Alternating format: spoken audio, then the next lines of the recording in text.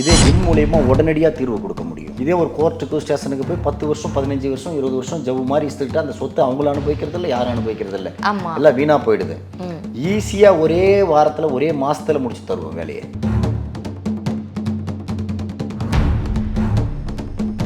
எதுவுமே மாந்திரிக முறையில் செய்கிறது எல்லாமே எளிமை தான். எது தேவைன்னமோ நம்ம சாதிக்க வேண்டியதை மாந்திரிகத்தாரன், அதை நம்ம போராட தேவையில்லை, ஒன்றும் தேவையில்லை. மாந்திரிக முறையில் எதை ஒன்றாலும் நம்ம சாதிக்கலாம். அதுக்கு தான் மாந்திரிகம் என்றது ஒரு கண்டுபிடிச்சு. மாந்திரிகம் என்று உருவானதே அதுக்கு தான்.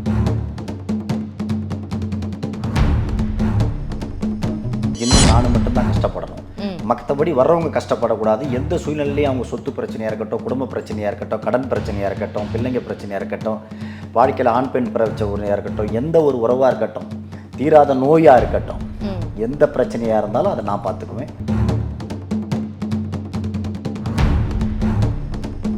இப்போ சொல்லுவாங்க, எனக்கு ஊரில் வீடு இருக்குது, ஆனால் அது பங்கு பிரிக்காமல் இருக்குது, இல்லை பங்கு பிரிக்கணும்னு பேசினாலே சண்டை வருது, அதை விற்கவும் முடியலை, அதை அனுபவிக்கவும் முடியலைன்னு சொல்லுவாங்க. ஸோ அப்படி இருக்கவங்களுக்கு என்ன பண்ணணும்? ஓஎஸ் பக்தி நேயர்களுக்கு வணக்கம், நான் உங்கள் அபிநயா. இன்றைக்கி நம்ம என்ன விஷயத்தை பற்றி பார்க்க போகிறோம் அப்படின்னு பார்த்தீங்கன்னா, ஒரு மணி எப்படி ஏர்ன் பண்ணுறது, அந்த மணியை எப்படி செலவு பண்ணுறது, அது மட்டும் இல்லாமல் சொத்து சம்மந்தமாக நிறைய பிரச்சனைகள் இருக்கும், அது எல்லாத்தையும் எப்படி தடுக்கிறது அப்படின்ற மாதிரியான விஷயங்களை பற்றி தான் பார்க்க போகிறோம். அதுக்காக நம்ம நிகழ்ச்சியில் யார் இணைந்திருக்காங்க அப்படின்னு பார்த்தீங்கன்னா, ஜின் பார்த்திபன் சார் தான். வணக்கம் சார். வணக்கம் சார். இப்போ ஆரம்பத்திலே சொல்லிட்டேன் இதை பற்றி தான் பேச போகிறோம் அப்படின்னு சொல்லிட்டு. இப்போ நிறைய வீட்டில் சொத்து இருக்கும், ஆனால் அது பிரச்சனையில் தான் இருக்கும். இப்போ சொல்லுவாங்க, எனக்கு ஊரில் வீடு இருக்குது, ஆனால் அது பங்கு பிரிக்காமல் இருக்குது, இல்லை பங்கு பிரிக்கணும்னு பேசினாலே சண்டை வருது, அதை விற்கவும் முடியலை, அதை அனுபவிக்கவும் முடியலைன்னு சொல்லுவாங்க. ஸோ அப்படி இருக்கவங்களுக்கு என்ன பண்ணணும்? அம்மா ஒன்றுமே கிடையாது, பிரச்சனை இல்லாதவங்க யாருமே கிடையாது. எல்லா பிரச்சனைக்கும் ஒரு முடிவு உண்டு. இதே ஜின் மூலயமா உடனடியாக தீர்வு கொடுக்க முடியும். என்ன காரணம் கேளுங்க, நாடி வந்தாதான், நம்பி வந்தாதான் நம்ம செய்ய முடியும். சரிங்களா? என்னுடைய டாட்டில் பார்த்தீங்கன்னா, நான் ஒரு மாந்திரிக்காரன்றதால அந்த மாந்திரிக முறையை மட்டும்தான் நான் சொல்ல தெரியும். இப்போ வேற ஒரு பிரச்சனைனாக்கா அவங்க வேற ஒரு மெத்தடில் தான் அவங்க போய் பார்க்குறாங்க. இதே ஒரு கோர்ட்டுக்கு ஸ்டேஷனுக்கு போய் 10 வருஷம் 15 வருஷம் 20 வருஷம் ஜவு மாதிரி இஸ்துக்கிட்டு அந்த சொத்தை அவங்களும் அனுபவிக்கிறது இல்லை, யாரும் அனுபவிக்கிறது இல்லை, எல்லாம் வீணாக போயிடுது. ஈஸியாக ஒரே வாரத்தில் ஒரே மாதத்தில் முடிச்சு தருவோம் வேலையை. எப்பேற்பட்ட சொத்து பிரச்சனையாக இருந்தாலும், எப்பேற்பட்டதாக இருந்தாலும், அது எவ்வளோ பெருசாக இருந்தாலும் நம்ம முடிச்சு அவங்களுக்கு சேர வேண்டிய நியாயமானதை நம்ம பிரித்து தரப்போகிறோம். ஒரு குடும்பத்தில் ஒரு அண்ணன் இருக்கிறான், ஒரு தம்பிக்கு சொத்து தர மாட்டேன்றான். ஆமாம். ஒரு தம்பி அண்ணனுக்கு சொத்து தர மாட்டேன்றான். ஆமாம். ஒரு அக்கா தம்பிக்கு சொத்து தர மாட்டேன்து. இந்த மாதிரி பல பிரச்சனைகள் நாட்டில் உண்டு. ஆனால் ஒருத்தவங்க கஷ்டப்படும் போது அந்த ரத்த பாசம் உள்ளுக்குள்ள ஒன்னோட ஒன்று இல்லை இந்த காலத்தில். அந்த மணி மைண்டட் தான், சொத்து தான் பிரச்சனை. என் பிள்ளைங்க நல்லா இருக்கணும், நான் நல்லா இருக்கணும், 3 கேட்டா நான் கொடுக்கணுன்ற போகிற மாதிரி எவ்வளோ குடும்பத்தில் இன்னைக்கு நாட்டில் பாதி குடும்பம் அப்படி தான் இருக்குது. ஆமாம், சரியா? கரெக்டு. அப்படின்ற பட்சத்தில் நமக்கு சேர வேண்டியது உடனே கிடைக்கலன்னா நான் ஜின் மூலயமா உடனடியாக அதை நான் தீர்த்து தருவேன், உடனடியாக அந்த சொத்தை வாங்கி தருவேன். சரியா? என்ன காரணம்னு கேளுங்க, நியாயம் நம்ம பக்கம் இருக்குது, நீதி நம்ம பக்கம் இருக்குது. நம்ம அங்கேயும் போய் நின்றுக்கிட்டு மாதக்கணக்கில் வருஷக்கணக்கில் நின்று அலைஞ்சிக்கிட்டு கணக்க முடியாது. ஒன்று வசதி இருக்கிறவங்க அலைவான், வசதி இல்லாதவங்க என்ன பண்ணுவீங்க? அன்னாட காட்சி, அன்னாட சாப்பாட்டுக்கு போகிறவங்க, நம்ம சொத்து இருக்கிறது ஒரு 10 கோடி 50 கோடி கூட சொத்து வைக்கிட்டோம், ஆனால் கையில் இல்லை. இன்னைக்கு தினமும் வேலைக்கு போனால் தான் உண்டு. இவங்க வேலைக்கு போய் சாப்பிடுவாங்களா, அந்த சொத்தை பார்த்துவாங்களா?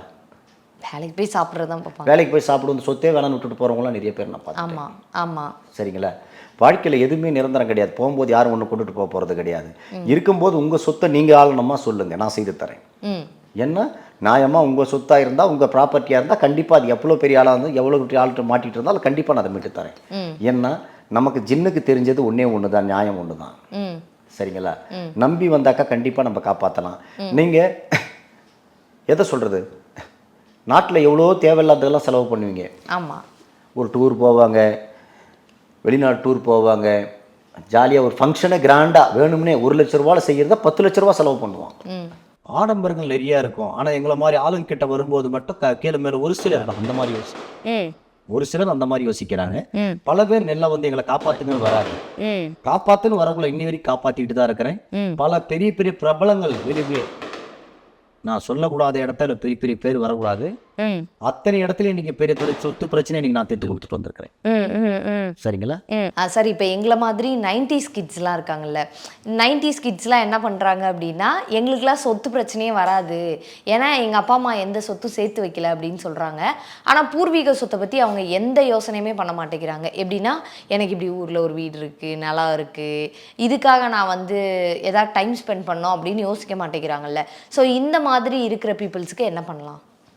உடனடியாக தீர்வு கிடைக்கணும் சார், சிம்பிள் சார், அதுக்கு என்ன சார் பண்ணணும்? எளிமைதாம்மா. எதுவுமே மாந்திரிக முறையில் செய்கிறது எல்லாமே எளிமை தான். எது தேவைன்னமோ நம்ம சாதிக்க வேண்டியது மாந்திரிக இருக்காரன். ஒன்றே ஒன்று சொல்கிறேன், நல்லா கேட்டுக்குங்க. கோடாலி எடுத்து வெட்டாத ஒரு மரத்தை சாய்க்கிற வேலை தான் மாந்திரிக வேலை. ஓ, புரியுதா? புரியுது. தேவையில்லை, அதை நம்ம போராட தேவையில்லை, ஒன்றும் தேவையில்லை. மாந்திரிக முறையில் எதை ஒன்றாலும் நம்ம சாதிக்கலாம். அதுக்கு தான் மாந்திரிகம்ன்றது ஒரு கண்டுபிடிச்சு. மாந்திரிகம் என்று உருவானதே அதுக்கு தான். நம்ம வந்து எதையுமே சரி, இதை முடிக்கணும்னா அதை முடிக்கணும், அதை செய்யணும்னா செய்யணும். அவன் தான் உண்மையான மாந்திரிக்காரன். புரியுது. நம்பி வர்றவங்கள எந்த கஷ்டமும் கொடுக்கக்கூடாது. அவங்க நோகாமல் இல்லை, அவங்க கஷ்டப்படாமல் இல்லை, அவங்க கஷ்டப்பட விடக்கூடாது நம்ம. ஏன்னா அவங்க பட்ட கஷ்டங்கள்லாம் தேவையெல்லாம் தாண்டி தான் நம்ம கிட்ட வராங்க.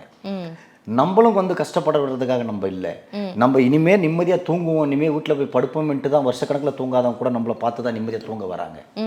அப்பேற்பட்ட ஒரு இடத்துல நம்ம எந்த அளவுக்கு அவங்களுக்கு ஊக்கத்தை கொடுத்து எந்த அளவுக்கு அவங்களுக்கு நம்ம செய்யணுமோ, நம்ம தூங்காமல் கொள்ளாமல் கஷ்டப்பட்டால் மட்டும்தான் அவங்க நல்லா இருக்க முடியும். புரியுதுங்களா? ஏன்னா ₹1 கூட அவங்க காசு, ₹1 கஷ்டப்பட்ட காசில் தான் நம்ம செய்யணும் வேறு வேலையை. அப்போ அந்த காசோட அவங்களோட வேர்வை சிந்தி தான் நம்ம கிட்ட கஷ்டப்பட்டு ₹1 கூட கொடுக்குறாங்க. அப்போ அதில் கவனம் பூரா நமக்கு எங்கே இருக்கணும்?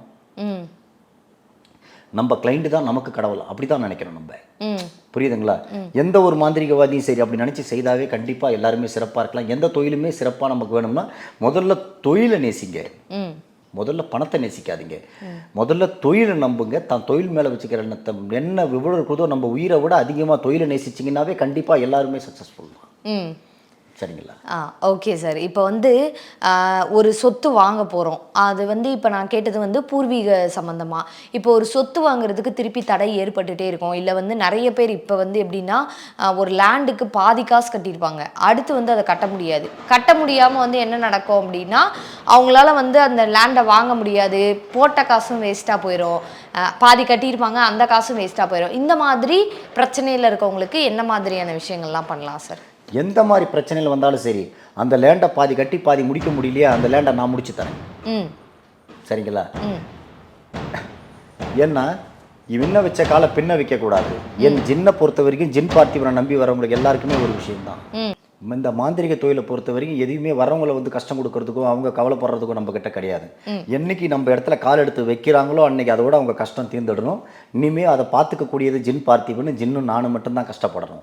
மற்றபடி வர்றவங்க கஷ்டப்படக்கூடாது. எந்த சூழ்நிலையிலையும் அவங்க சொத்து பிரச்சனையாக இருக்கட்டும், குடும்ப பிரச்சனையாக இருக்கட்டும், கடன் பிரச்சனையாக இருக்கட்டும், பிள்ளைங்க பிரச்சனையாக இருக்கட்டும், வாழ்க்கையில் ஆண் பெண் பிரச்சனையாக இருக்கட்டும், எந்த ஒரு உறவாக இருக்கட்டும், தீராத நோயாக இருக்கட்டும், எந்த பிரச்சனையாக இருந்தாலும் அதை நான் பார்த்துக்குவேன், ஜின் பார்த்துக்கும். Okay sir. இப்போ வந்து சார், ஒரு பணம் சம்பாதிக்கிறதுக்கு இதை விட ஈஸியான வழி என்கிட்ட வந்தால் என்னால் சொல்லவே முடியாது அப்படின்னா என்ன வழியாக இருக்கும்? எந்த வழி செய்தாலும் நான் ஜின்னை கொடுக்குறேன், அந்த ஜின்னை வச்சு செய்யுங்க. எந்த தொழிலுமே நஷ்டம் வராமல் மேலே தூக்கிட்டு வரேன். சரிங்களா? எந்த தொழிலாக இருந்தாலும் சிறப்பாக கொண்டுட்டு போகிறேன்.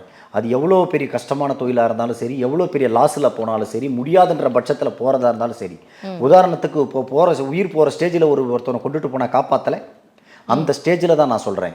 எல்லாருமே விழுந்த நிலைமையில் வந்தால் கூட சரி, அந்த பிஸ்னஸை கண்டிப்பாக நான் தூக்கி தரேன், உடனே உங்களை முன்னுக்கு கொண்டு வந்து நான் விடுறேன். ஜின் விடும். இது ஜின் மேலான. ஓகே. ஸோ இப்போ வந்து ஒன்றும் இல்லை சார். இப்போ வந்து எனக்கு வந்து அன்எக்ஸ்பெக்டட் மணிஸ் வேணும். என்னால் வந்து இப்போ நான் தொழில் பண்ணல, என்னால் வந்து பெருசாக வந்து முதலீடும் பண்ண முடியாது, ஆனால் எனக்கு காசு தேவை இருந்துக்கிட்டே இருக்குது. இந்த காசு தேவைக்கு நான் ஜின்னை வச்சு இதை பண்ணித்தரேன் அப்படின்னா என்ன மாதிரியான விஷயங்கள் பண்ணி தருவீங்க? உழைப்பும் முயற்சியும் இல்லாமல் யாருக்கும் ஜின்னு இல்லை, யாராலையும் ஒன்றும் பண்ண முடியாது.